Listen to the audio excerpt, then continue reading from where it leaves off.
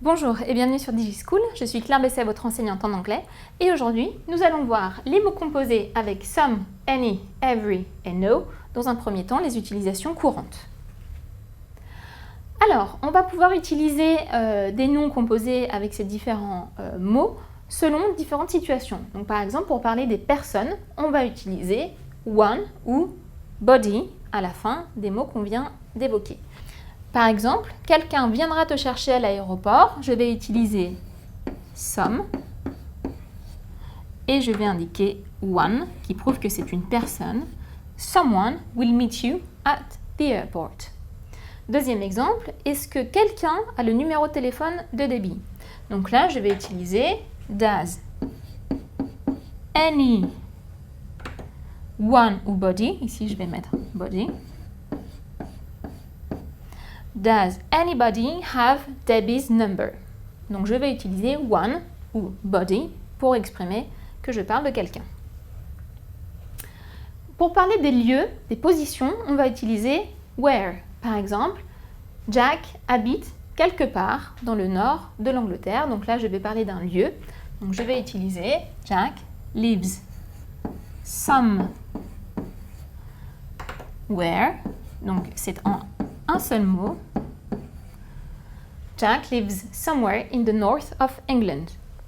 Mon deuxième exemple, j'ai regardé de partout, mais je ne les trouve pas. Par exemple, je ne trouve pas mes clés. Donc, I looked everywhere,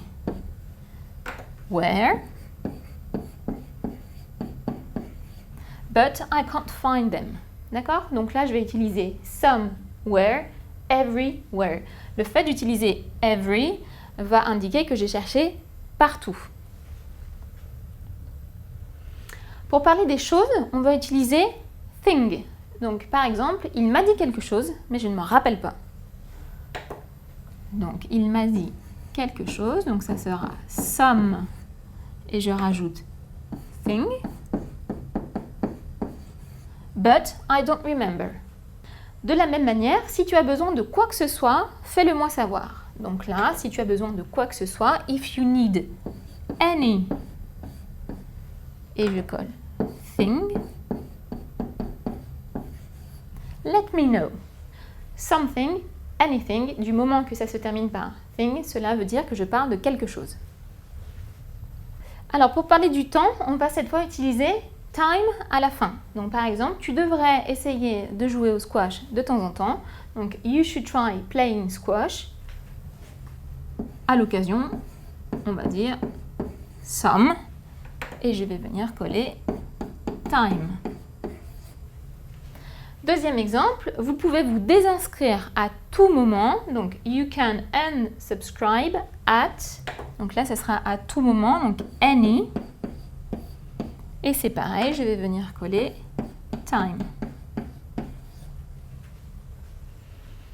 Attention, pour parler du temps, on va utiliser time uniquement avec some et any. On ne peut pas dire no time ou bien every time en un seul mot, ça n'existe pas.